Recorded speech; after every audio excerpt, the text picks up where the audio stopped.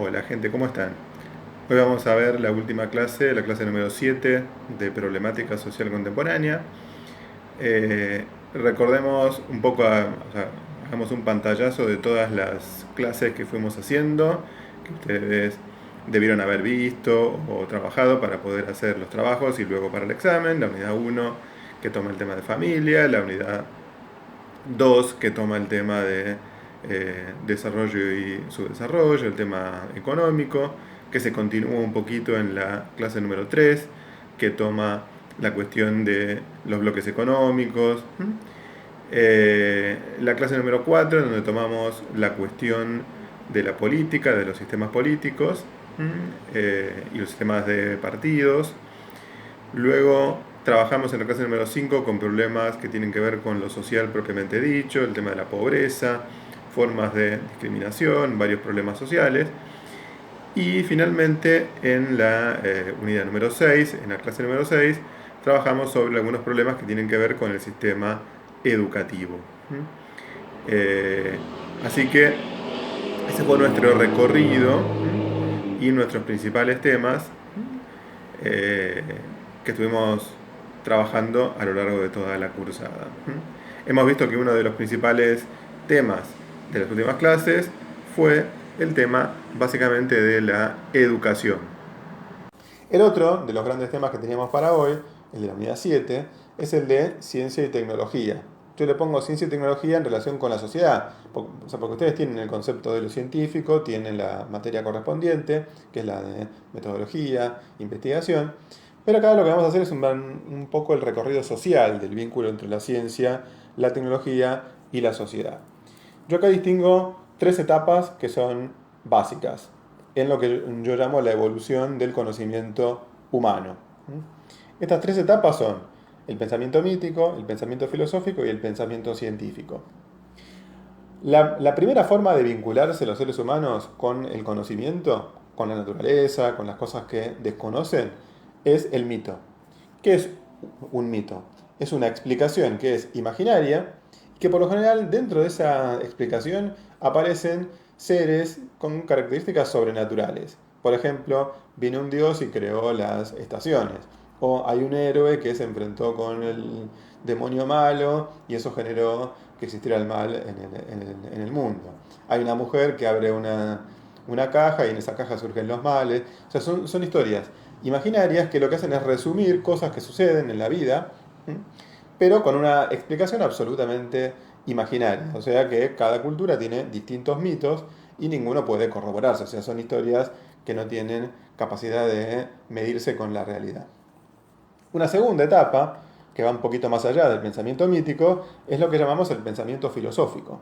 El pensamiento filosófico ya se basa en la idea de buscar explicaciones sobre la base de la razón. Y acá está surgiendo lo que vamos a llamar la lógica. O sea, intentar encontrar explicaciones de las cosas que suceden en el mundo, no a partir de una historia sobrenatural con dioses y con héroes, sino a partir de intentar encontrarle explicaciones que tengan una buena fundamentación lógica. Entonces empieza a decir, por ejemplo, que eh, el mundo tiene cuatro elementos y de la manera según la que se combinen se van formando distintos materiales. Por ejemplo, ¿sí? O se hacen muchas preguntas que tienen que ver con la ética, por qué los hombres se comportan de la manera en que lo hacen, etc. Este tipo de explicaciones da un paso más con respecto al pensamiento mítico, pero todavía le falta una pata que es la que va a tener la ciencia. ¿Cuándo surge la filosofía? Habitualmente hablamos del surgimiento en Grecia, pero también se da en otros lugares, en China, en India. En el caso de Grecia ya empieza a despuntar en el siglo VI a.C., o sea, es bastante antigua, con los primeros filósofos presocráticos, y va a predominar bastante tiempo, ¿no? O sea, sobre todo en la época de la antigüedad y de la Edad Media. El pensamiento científico, finalmente, va a ser un pensamiento que, además de buscar esa explicación racional, o sea, ya se basa en la idea filosófica, pero además justamente sostiene la idea de que toda explicación o toda hipótesis, o sea, toda suposición que yo hago sobre la realidad, en realidad tiene que estar fundamentada en o bien la observación o bien la experimentación. O sea, tiene que fundamentarse en la práctica.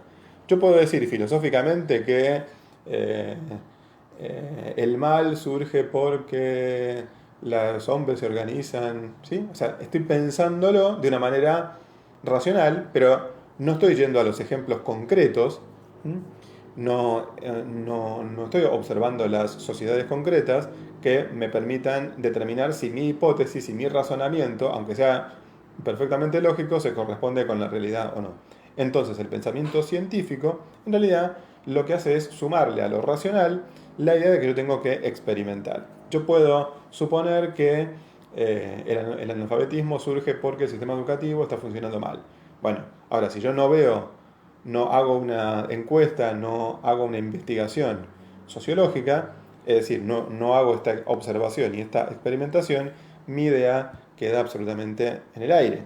Entonces necesito siempre corroborarlo a partir de estos mecanismos de experimentación. Pasa lo mismo si yo quiero inventar una vacuna. O sea, piensen en el coronavirus. O sea, yo puedo decir, esto se cura tomando hidroxicloroquina. Bueno, tengo que hacer el experimento, tengo que suministrarle ese medicamento a los enfermos y ver si funciona o no. O sea, tengo que hacer una estadística y entonces voy a corroborar o no mi hipótesis inicial. Porque puede ser que yo tenga un razonamiento brillante, pero que en realidad en la práctica no se corrobora.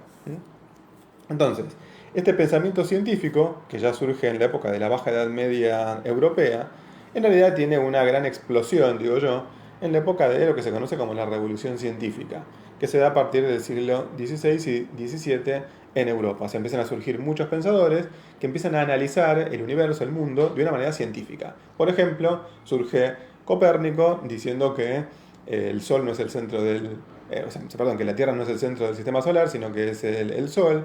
Surgen muchos otros pensadores que empiezan a plantear la idea de que hay que poner todas las hipótesis bajo experimentación.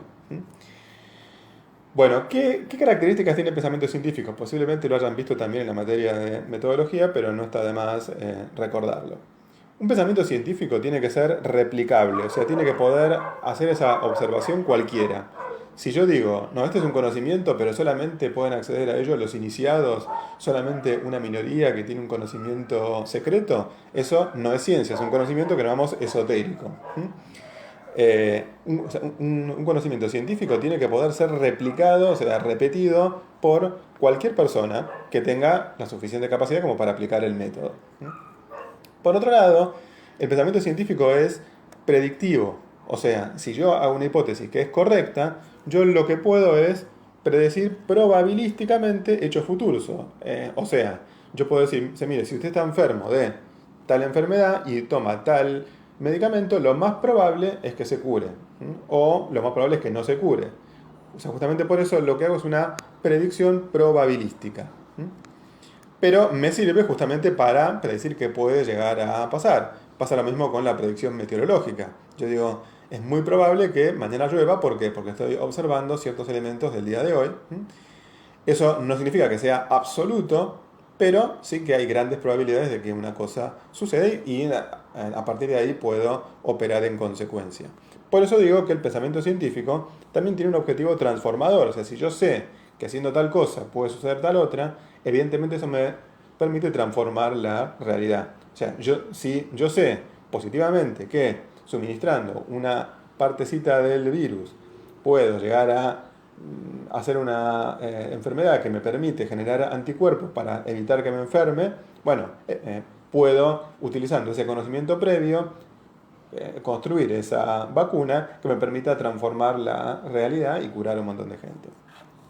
Por otro lado, decimos que el pensamiento científico es acumulativo y que tiene una objetividad creciente. O sea, a diferencia del pensamiento filosófico, en donde muchas escuelas y ninguna se considera superior a la otra, porque cada una tiene su razonamiento, en el pensamiento científico, justamente como las hipótesis tienen que ponerse a prueba, tienen que corroborarse, necesariamente hay hipótesis que van cayendo y van quedando atrás y van siendo reemplazadas por otras hipótesis que son mejores que las anteriores. Entonces el conocimiento científico todo el tiempo está mejorándose a sí mismo y permitiéndose una mejor explicación de por qué suceden las cosas en la realidad. Por eso hablamos de una objetividad que es creciente.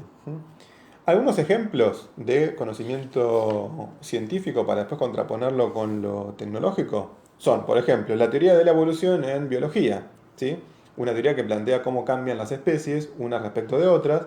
Eso es una teoría científica bien corroborada en el mundo de la biología. Otras, por ejemplo, que tienen que ver con el mundo de la física, la teoría de la relatividad que hace Einstein o la teoría cuántica. O sea, estas dos son teorías que explican el mundo físico. ¿M? La teoría cuántica explica las micropartículas, la teoría de la relatividad explica cómo se mueven los grandes cuerpos. O sea, estas teorías son, por ejemplo, parte de las ciencias naturales, las que investigan la naturaleza. Pero también hay ciencias que se dedican a lo social. Cuando ustedes vean historia o vean sociología, se van a dar cuenta que son ciencias que estudian lo social, no lo natural. Acá también hay, sin embargo, teorías. Por ejemplo, cuando los economistas analizan la ley de la oferta y la demanda, también es una serie de leyes y de conocimientos que son científicos acerca de sociedades que tienen mercancías. O lo que conocemos como el materialismo histórico. O sea, hipótesis que hablan de cómo se relacionan las fuerzas económicas con las fuerzas políticas y los investigadores lo que obtienen es una serie de leyes que nos permiten saber, por ejemplo, cuándo va a haber crisis políticas o cuándo va a haber crisis económica. Entonces, en todos estos casos, lo que yo tengo es un conocimiento que lo obtengo a través de la observación y de la experimentación, tanto en el ámbito de lo natural como en el ámbito de lo social. ¿Sí? Entonces, ahí ya más o menos definimos de qué estamos hablando cuando hablamos de la ciencia. Ahora, muchas veces se usa como sinónimo la idea de ciencia con la idea de tecnología. En realidad, la ciencia, como dijimos, es un conocimiento teórico. Yo voy, observo, experimento y tengo un conocimiento teórico que lo que dice es, si inoculo una vacuna, el enfermo se va a curar. ¿Sí? Ahora, una cosa es tener ese conocimiento y otra cosa es poder hacerlo efectivamente en la práctica.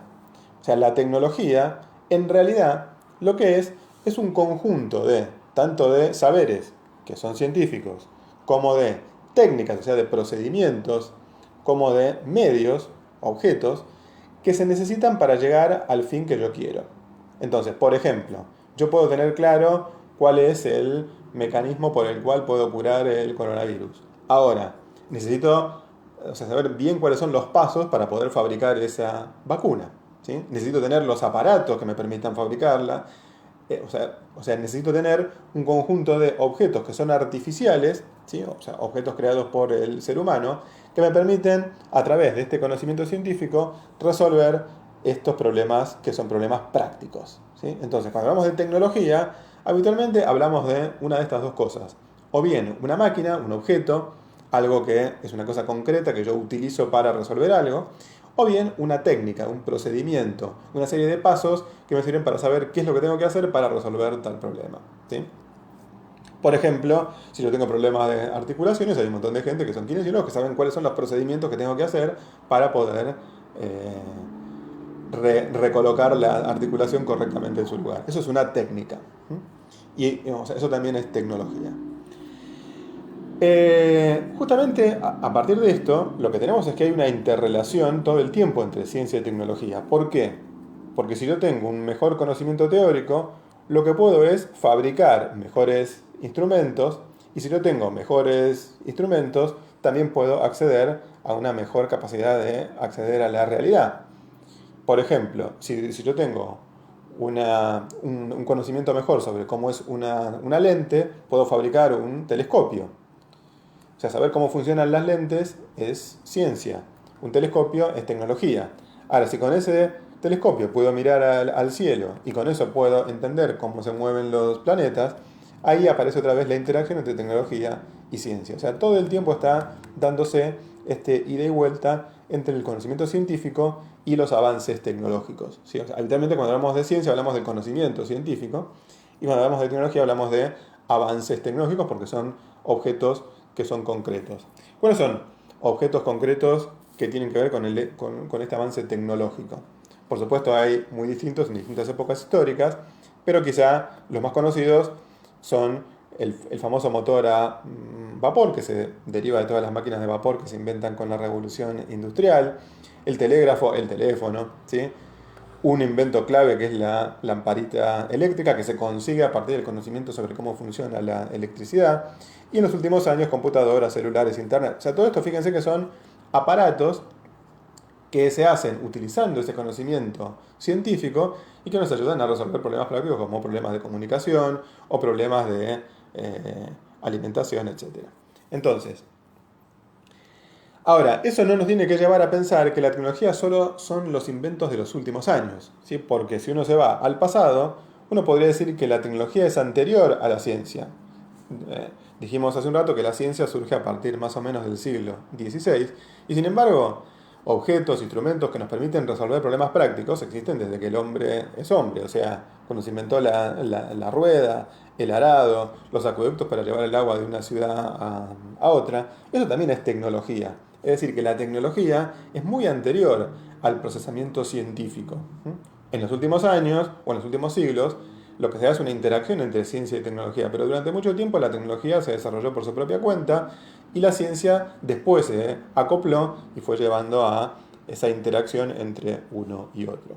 Ahora, una vez que ya tenemos este concepto del desarrollo científico y del desarrollo tecnológico, una de las preguntas sociales más importantes es, ¿este avance científico, este avance tecnológico, nos ha llevado a un progreso social, humano? Es una gran pregunta histórica, es una gran pregunta sociológica.